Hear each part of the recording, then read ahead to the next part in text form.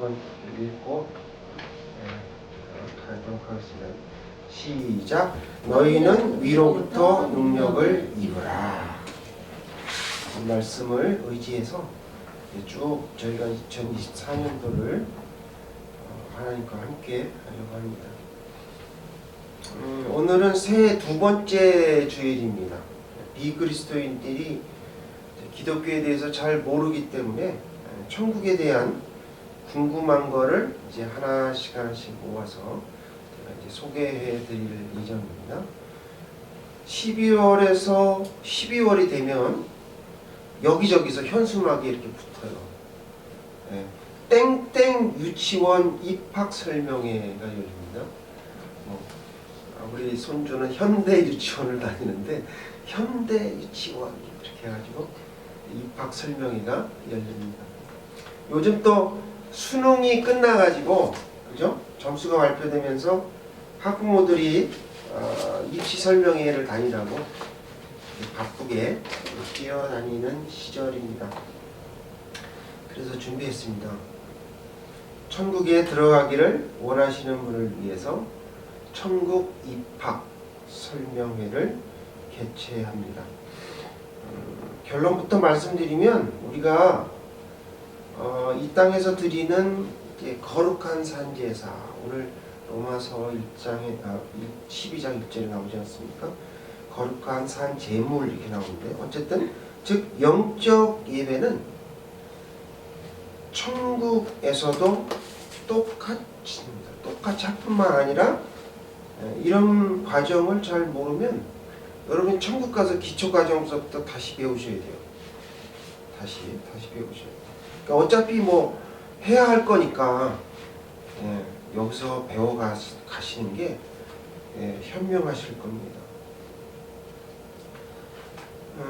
첫 번째 순서로 예배, 오늘은 천국 입학 설명서에서 예배에 대해서 말씀드릴 거예요.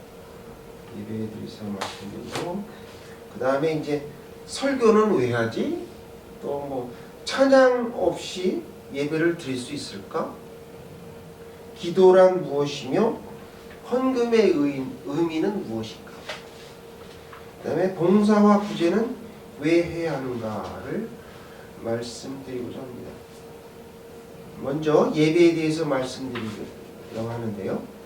A.W. 토치라는 사람이 편찬한 예배인가 쇼인가 쇼인가 라는 책에 보면 이런 말이 있어요.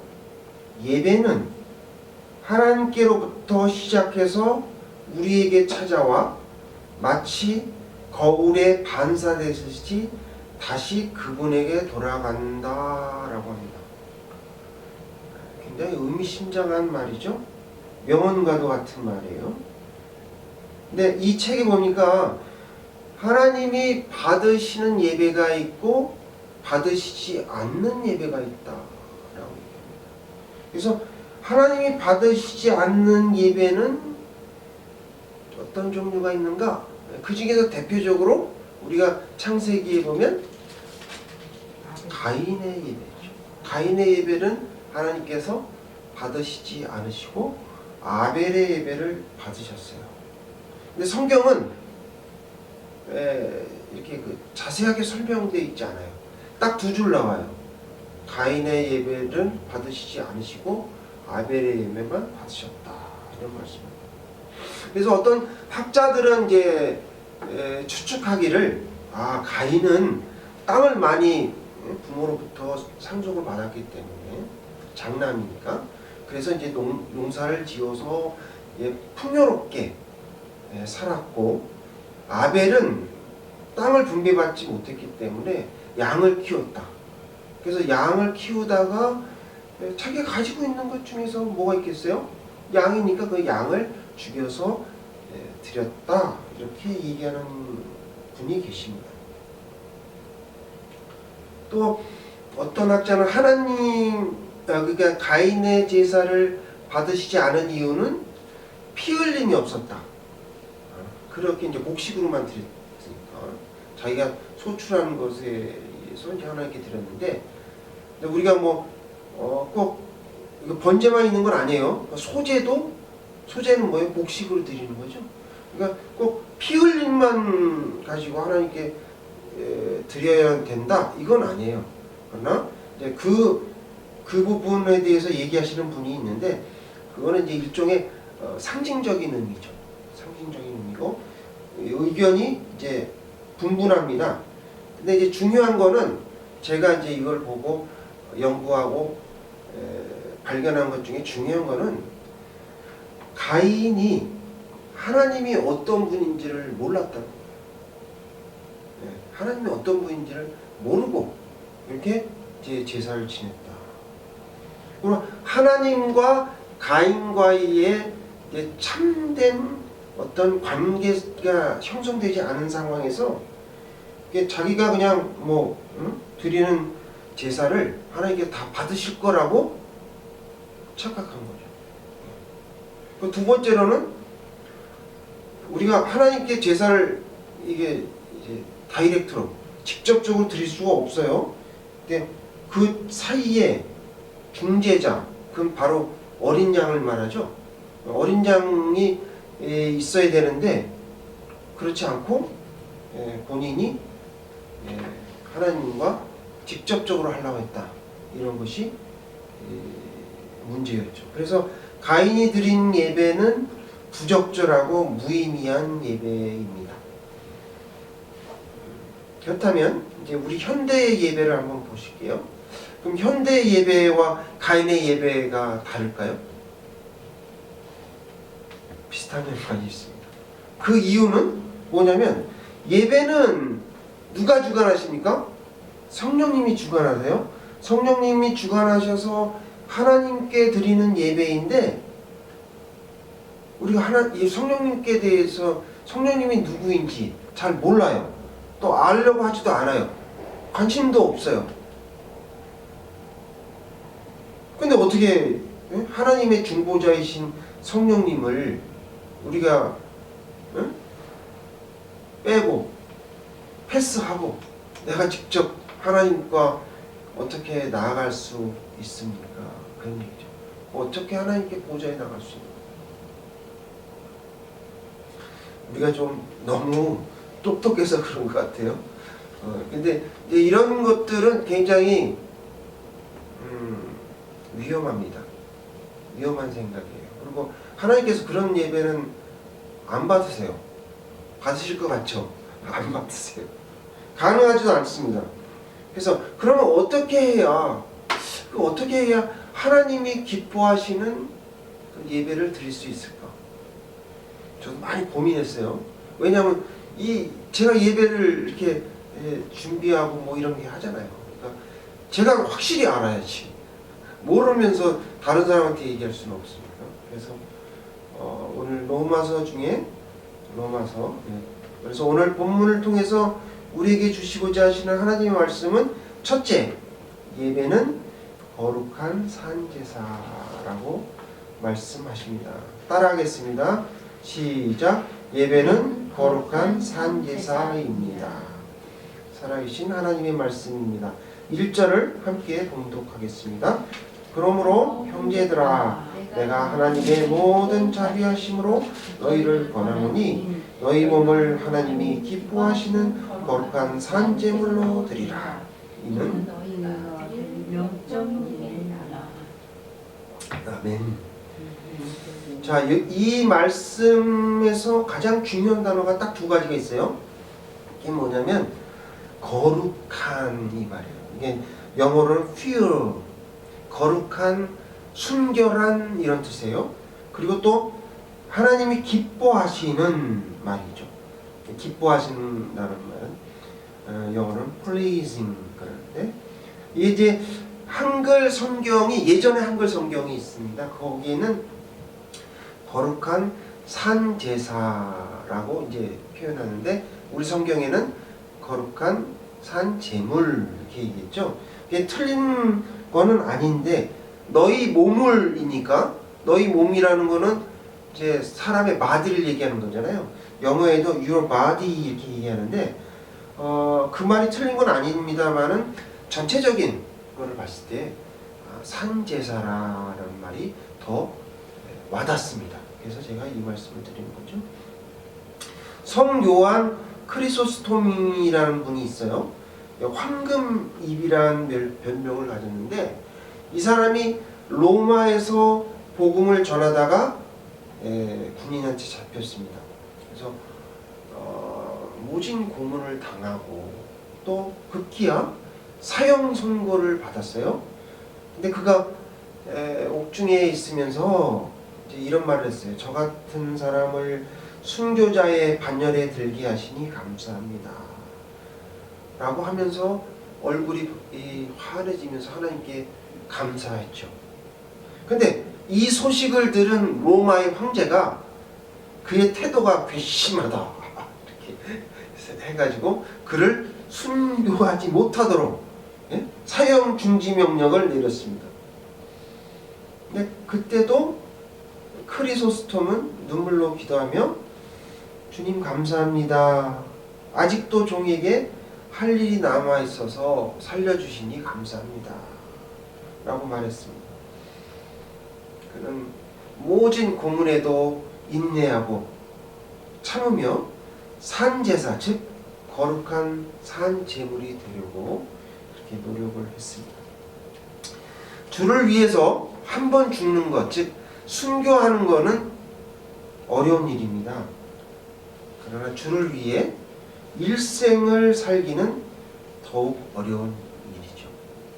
그래서 그리스도님이 말하기를 눈은 악을 보지 않느며 혀는 천한 말을 하지 않고 손은 죄를 짓지 않아야 산제사다 이렇게 말합니다.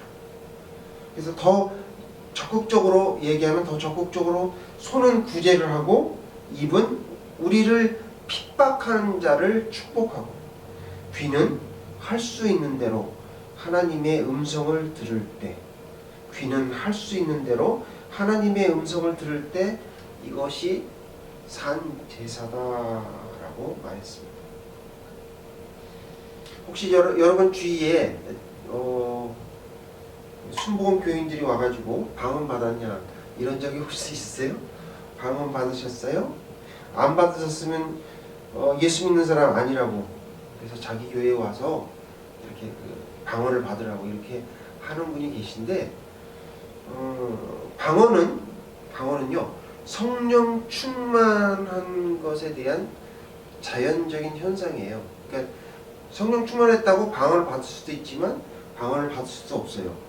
근데 성령 충만이 더 중요하지 방언이 중요한 게 아니라는 얘기죠. 그리고 방언하지 못한다고 해서 천국에 못 가지는 않습니다. 그러니까 오히려 방언을 한다고 떠들고 다니면서 자기 행실은 비그리스도인보다 못하다. 이거는 더 천국에 들어가기가 어렵죠. 그래서 이 예배라는 것은요 외적인 의식의 문제가 아니고요. 외적인 우리가 이렇게 예배를 이렇게 참석을 해서 찬송을 부르고 이렇게 한다고 해서 중요한 게 아니라 내적인 부분이라는 거죠. 내적인 내 안에 우리 찬송했잖아요. 217절 나의 마음을 하나님이 원하시는 거지 형식적인 것을 원하는 게 아니에요.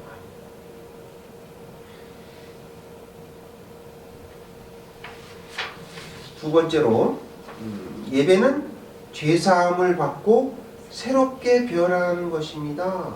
따라해 볼게요. 예배는 죄사함을 받고 새롭게 변화하는 것입니다 라고 말씀하십니다. 거룩하신 하나님의 말씀입니다. 2절을 다 함께 읽겠습니다. 시작. 너희는 이 세대를 본받지 말고 오직 마음을 새롭게 함으로 변화를 받아 하나님의 선하시고 기뻐하시고 온전한 뜻이 무엇인지를 분별하도록 하라.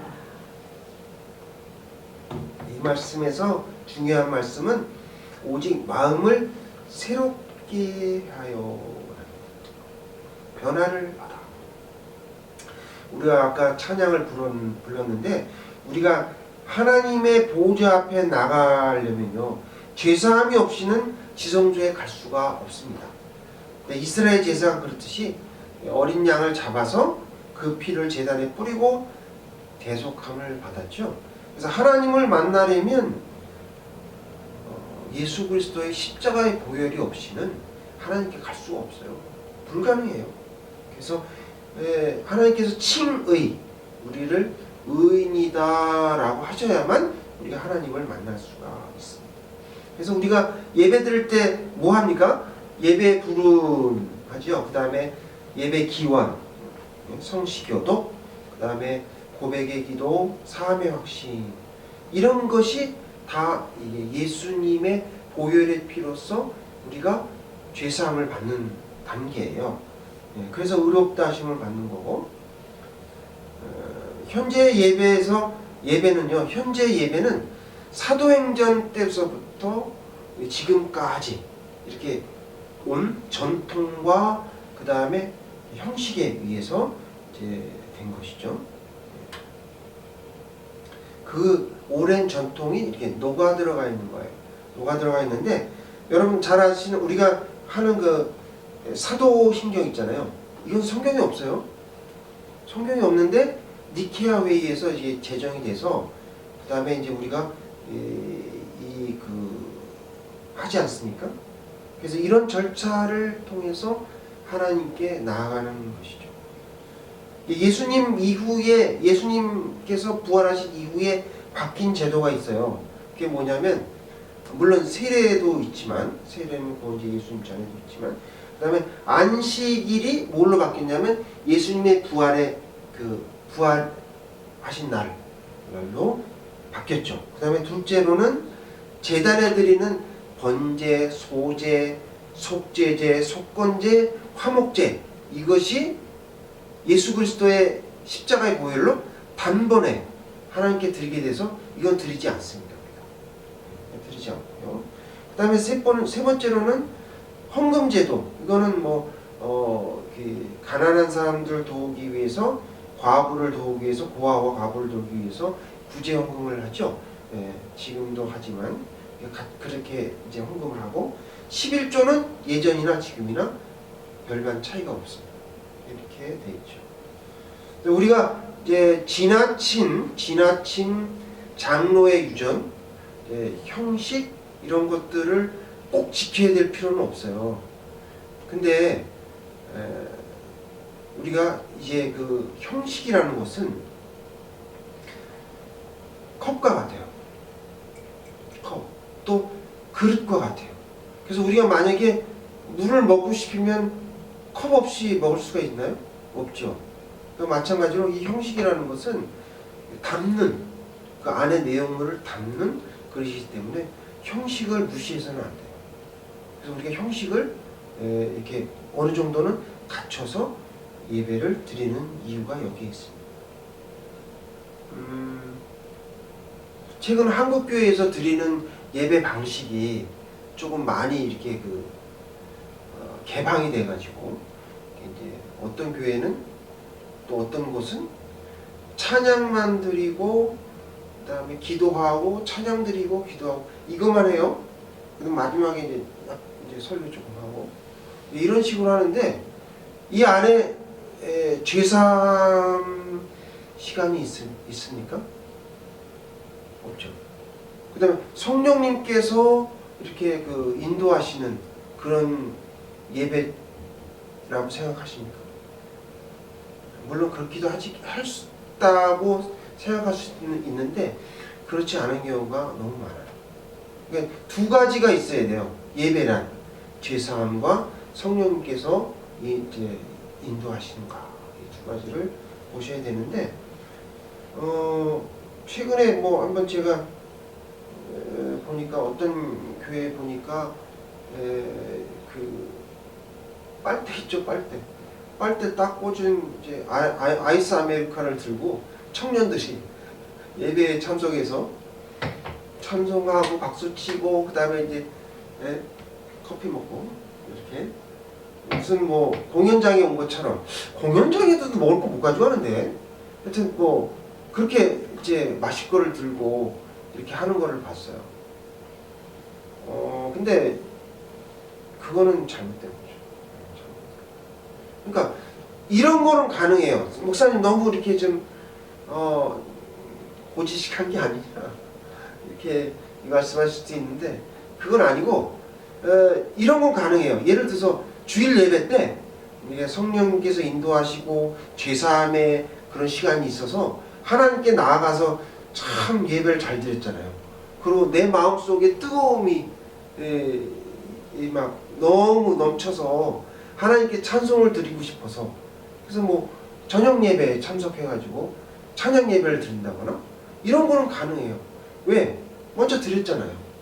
들었으니까. 그런데 그리고 또 어떤 뭐 수요일 날 예배 드리는 거 이것도 괜찮아요. 근데 주일 예배는 그렇게 드리면 안 된다. 먼저 그게 있어야 돼요. 하나님께 먼저 나아가는 죄사함이 있고 그 다음에 성령님께서 인도하는 그런 하나님의 임재를 체험하는 것이 주일 예배입니다. 그렇게 여러분이 아시기 바랍니다.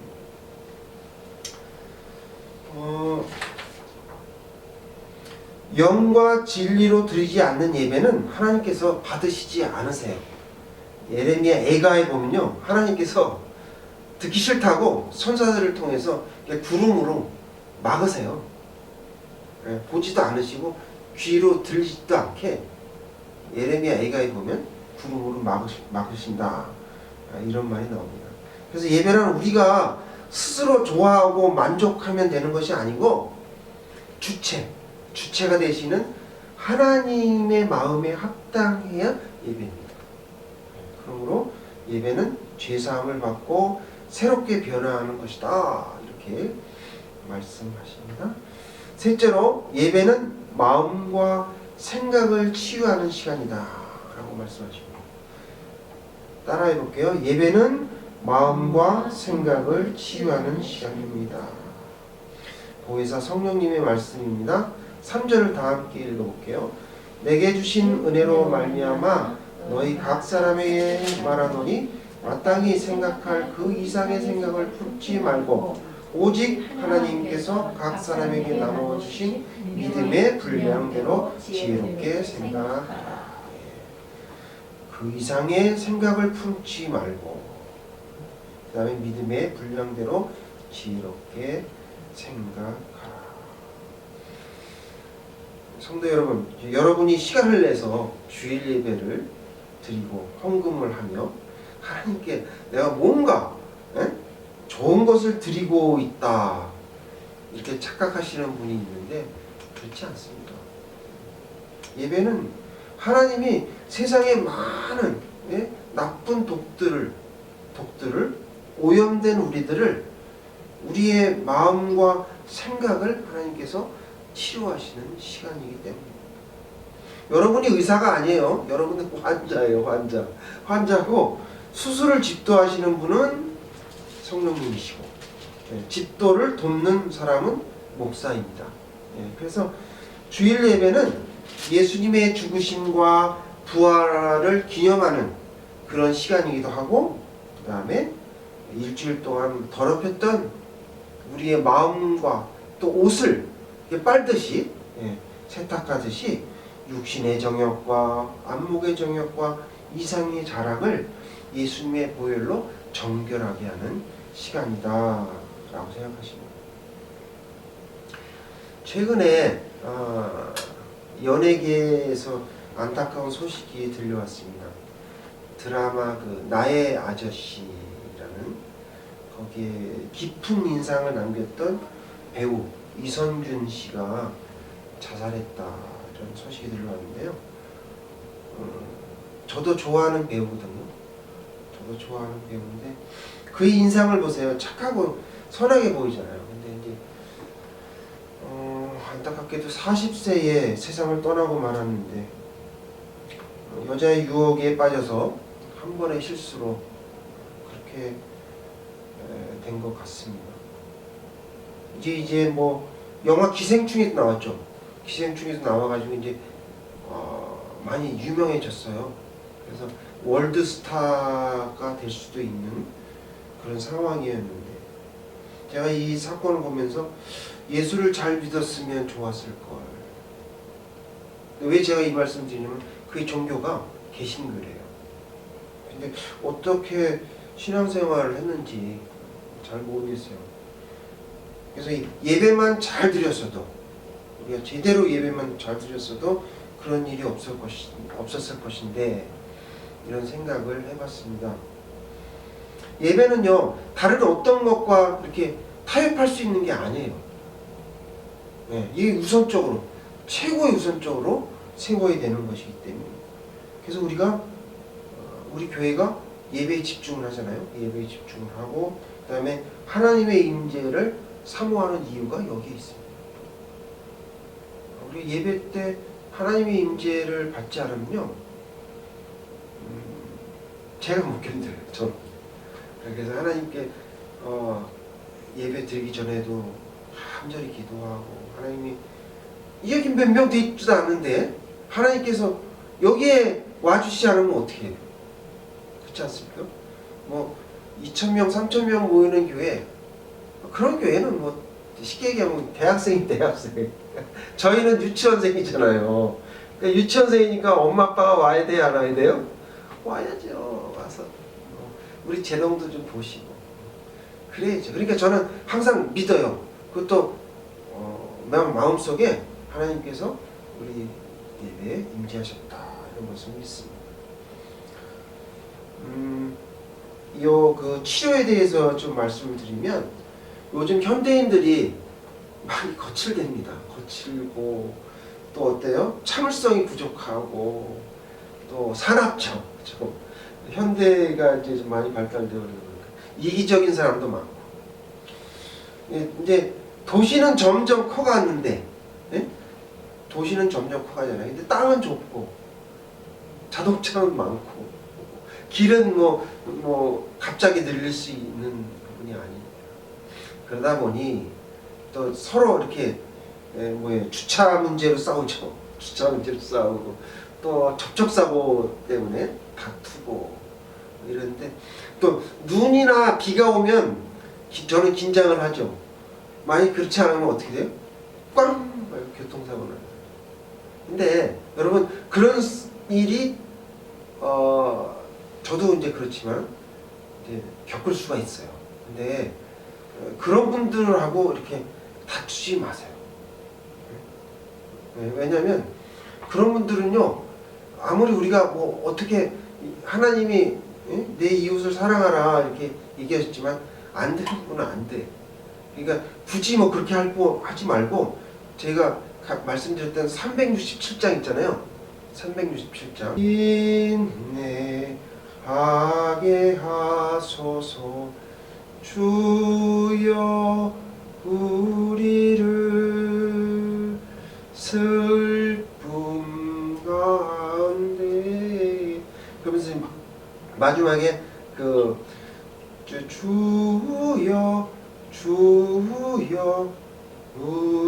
참는 마음을, 주여 참는 마음을, 주여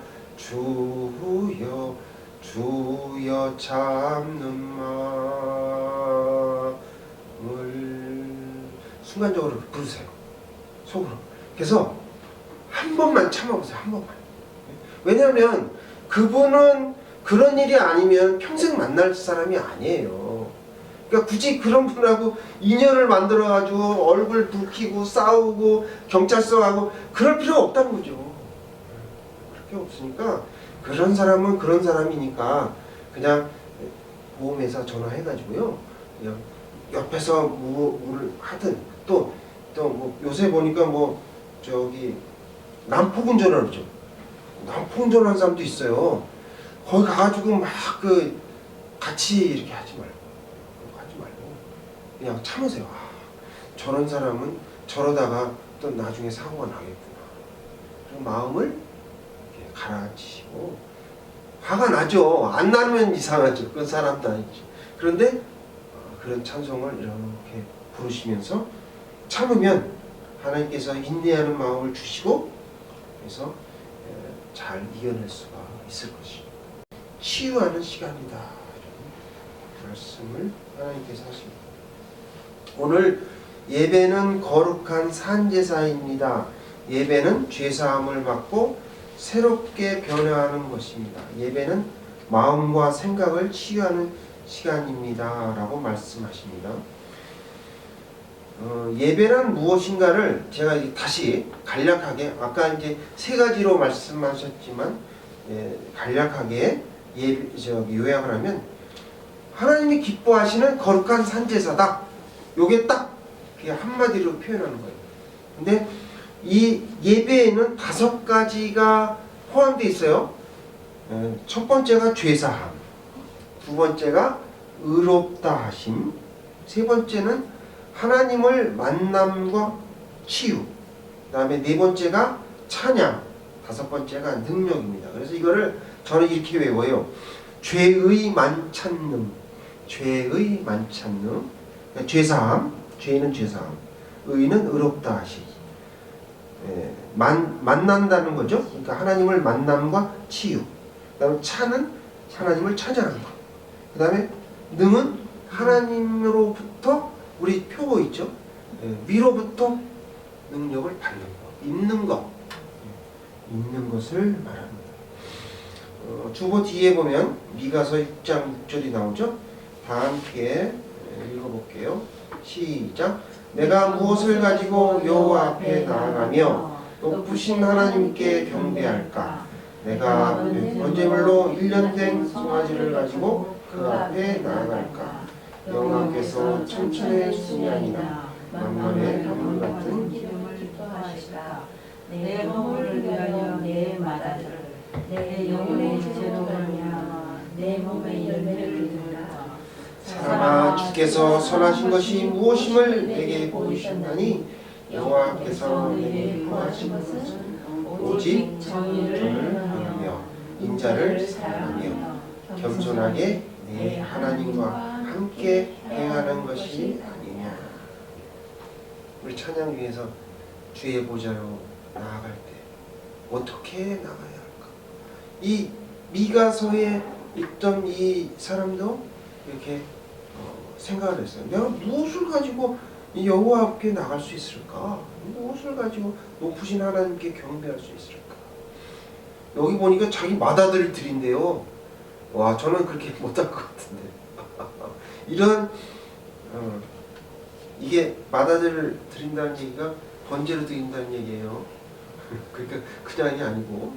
자, 그래서 이런 말을 했는데 여기 미가서의 말씀을 현대 말로 이렇게 얘기하면 찬양 예배를 많이 하면 기뻐하실까? 헌금을 많이 드리면 좋아하실까? 교회 봉사를 많이 하면 복을 주실까? 그런 게 아니죠. 하나님께서 기뻐 받으시는 예배는 우리가 일상생활 속에서 정의롭고 공의롭게 사는 것을 원하시고 예수님을 사랑하면서 겸손하게 예배드리며 우리가 하나님과 사는 거예요. 그것을 하나님께서 기뻐하시는 예배다 이렇게 얘기해요. 우리는 매주 예배를 드리는데 도대체 예배를 왜 드려야 되는가? 저 생각해봤어요. 아이고 뭐 좀 귀찮게 그렇게 하지 말고 한 1년에 한 2번 부활절, 아까 부활절 찬양이죠. 부활절하고 그 다음에 뭐예요? 크리스마스 2번만 나오고 구원받고 천국 갈 수 있으면 얼마나 좋겠어요. 예? 그러면 예수 안 믿는 사람은 없을 것 같아. 다 믿을 것 같아. 그럴 수가 없죠. 그게 안 돼. 이게 예배라는 것이요. 천국에서는 어떻게 예배를 드리는지 저는 잘 모르겠어요. 저는 잘 모르겠는데 하지만 우리가 드린 예배는 아마도 유치원 수준일 겁니다. 제가 봐서는. 그래서 이제 이거를 우리가 이제 좀 어느 정도 하고 그 다음에 이제 그 천국 가면 또 더 높은 레벨의 그런 예배를 드리겠죠. 그래서 우리가 이게 예배라는 것은요, 천국에서 예배 드리는 것을 예행 연습하는 거예요. 예행 연습하는 거고, 마치 초등학교 들어가기 전에 이제 유치원에서 배우잖아요. 식판으로 밥 먹는 법, 화장실 가는 법, 이런 걸 배우는 것이 바로 그런 거죠. 그러니까 어차피 해야 되는 거라면 지금 배우시는 게 날걸요. 아무래도 나 거기 가서 괜히 또 나머지 공부하시고 이러느니 여기서 하는 게 훨씬 낫습니다. 여러분 이거 피할 수 없습니다. 피해가지 못합니다. 여러분 피해갈 수가 없어요. 거부감을 느끼지 마시고 그냥 밥 먹는 거, 또 우리가 잠자는 거 이런 거로 생각을 하셔서 당연하다 이렇게 생각하시면 됩니다. 왜냐하면요, 천국은요 어떤 형태로 어떤 방법으로든 간에 영원히 영원히 하나님께 예배를 드려야 된다니까요. 예배를 드려야 돼요. 그 뭐 여러분 예배 드리기 싫어. 나 저기 도망가서 딴 거 할래. 이게 안 된다니까요. 되지 않아요. 그러니까 하나님께 경배하고 찬양을 드려야 됩니다. 여러분 외국 대통령이 오면 어떻게 하죠? 우리나라를 국빈 방문하면 특히 미국의 대통령이 국빈 방문하면 영전이라고 그러잖아요. 이렇게 취타대로 막 하고 쫙 나열해서 레드카펫 쫙 깔면서 이렇게 환영식을 하지 않습니까? 우리가 드리는 예배는 어느 정도 수준일까요? 그 수준은 아니에요. 근데 하나님은 어때요? 미국 대통령보다 높으신 분인데. 근데 우리가 이렇게 못하고는 있지만 나중에 천국에서는 어떨 것 같습니까? 천국에서 이 상상도 못할 정도로 화려하고 복잡합니다. 그 예전보다 대통령 오시는 그 예전보다 더 화려하고 복잡해요. 그러니까 우리가 이렇게 지금 드리는 예배는 지금 드리는 게 좋아요. 그래야 나중에 천국 가서 쉬우실 거예요. 오늘 이제 아까 보셨듯이 할렐루야 이렇게 들으셨잖아요. 도대체 사람이 몇 명인지 모르겠다. 저는 그런 상상을 해봅니다. 이게 팀판이 그 소리하고 그 많은 천사와 천군 천사와 그 다음에 하나님의 백성, 천국 백성들이 하나님께 할렐루야 찬송을 부를 때 핸델한테 조금 준 거예요. 이거 아주 막 100분의 1인지 10,000분인지 모르겠지만 그 정도의 음악 소리를 핸델한테 주신 거고요. 맛배기로. 그 말할 수 없는 웅장함과 상상은 여러분 상상에 맡기게 어마어마할 겁니다. 여러분이 그 자리에 서 있는 것만 해도 막 눈물이 펑펑펑펑 나오실 거예요. 그런 것들을 하나님께서 여러분에게 주실 거예요. 여러분들이 기대하시면서 벅찬 가슴 이런 그런 마음을 주실 것이라는 것을 기대하면서 우리가 예배를 드릴 때 나중에는 하나님께서 우리에게 좋은 것으로 키워주실 줄 믿습니다. 예배를 사모하는 사랑의 나눔 성도들이 다 되시기를 주님의 이름으로 축원드립니다. 다 같이 기도하시겠습니다.